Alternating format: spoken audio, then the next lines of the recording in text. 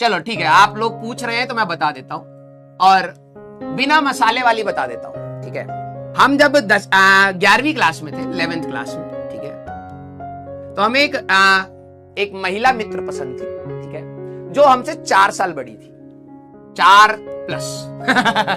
अब ये नहीं पता कैसे लिखते, लेकिन ठीक है। कहीं पर ऐसी बातचीत में ये हुआ कि इंजीनियरिंग कॉलेज की बात चल रही थी, तो उन्होंने बोला कि IITs, ठीक है, IITs अच्छे कॉलेज होते हैं। मैंने कहा होते होंगे, ठीक है। मेरे फादर खुद IITian है, ठीक है, लेकिन मेरा कभी भी वैसा इंक्लिनेशन नहीं था। फिर मैंने उनको 3-4 बार ये बात बोलते हुए सुना, और मेरे को लगा कि शायद इस चीज को पाने से, ठीक है, लाइफ सेट हो जाएगी, ठीक है। तो 11th क्लास में मेरा जो स्कूल था वो अच्छा स्कूल था, तो मैंने कोई कोचिंग नहीं ली, लेकिन मैंने पढ़ाई करनी स्टार्ट करी, ठीक है। 12वीं का मेरा जो 12th का जो मेरे 10वीं में जो रिजल्ट था, वो उन महिला मित्र को देख के ही पढ़ाई मैंने करी थी, ठीक है। उनका 92.8 का परसेंटेज था, और मेरा 94% के आसपास आया था, ठीक है। 12th क्लास में उनके 87 हुए थे, मेरे 97 हुए थे, हम बढ़ गए आगे, ठीक है। तो 12वीं क्लास का जब हमारा रिजल्ट आया, तो मैंने जेई का एग्जाम दिया था। जेई के एग्जाम में, ठीक है, उस समय पहली बार EML लिस्ट आई थी, एक्सटेंडेड मेरिट लिस्ट, ठीक है, 2009 की बात है। और उस समय मैंने कोचिंग कुछ भी नहीं करा था, कोई ट्यूशन भी नहीं पढ़ता था मैं, जितना मेरे को पढ़ाया गया मैं उतना ही चुपचाप पढ़ता था, काफी सारी चीजें नहीं भी पढ़ी। लेकिन एक्सटेंडेड मेरिट लिस्ट थी, जिसमें मेरा रैंक आया था आई थिंक 8000 के आसपास। मतलब अगर देखा जाए all over India AIR rank अगर देखी जाए, अगर मैं इसी के हिसाब से देखूं, तो 15000 के आसपास के मेरे रैंक थी। और AIEEE में उस समय जो जेई मेंस आपका होता है, जेई मेंस में उस समय मेरी आई थी 22,000 रैंक थी।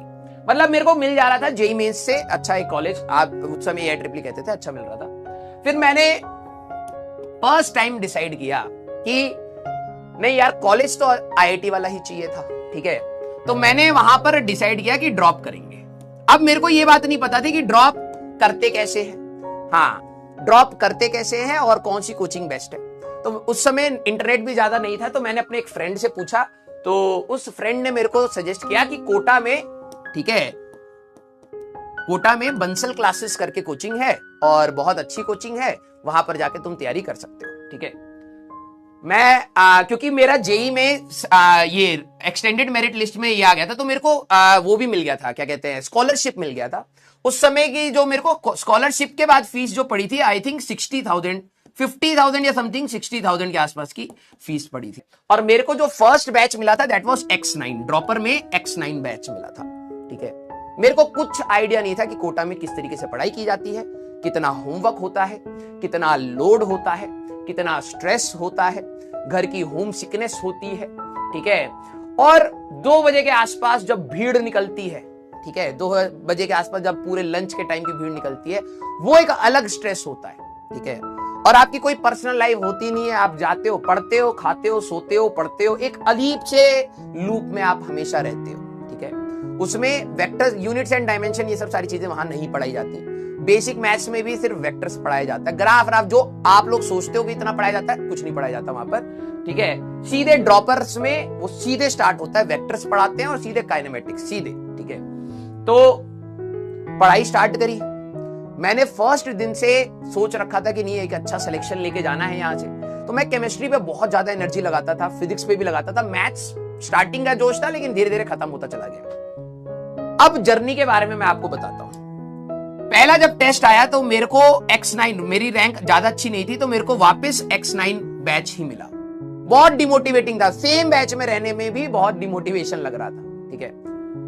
लेकिन मैंने अपनी पढ़ाई नहीं रोकी। मेरे को जितना समझ आता था, जितनी मेरी कैपेसिटी होती थी, मैं घर पे भी ज्यादा नहीं बताता था अपने स्ट्रेस के बारे में, लेकिन जितना मेरे से हो पाता था मैं उतना पढ़ लेता था, ठीक है। मेरे को अगर लग रहा था कि यार मेरे से नहीं हो पा रहा है, तो मैं छोड़ देता था। मैं इतना ज्यादा उस टाइप का स्ट्रेस नहीं लेता था, ठीक है, कि बैकलॉग हो गया है या फिर ये हो गया है। मैं ग्रुप स्टडीज पर भी बिलीव नहीं करता था। कई सारे बच्चे वहां पर क्या होते हैं, दोस्त बन जाते हैं, कहते भाई चलो ग्रुप स्टडी करेंगे, रात को एक साथ बैठ के करेंगे, और गपियाना ही होता था मोस्ट ऑफ द टाइम।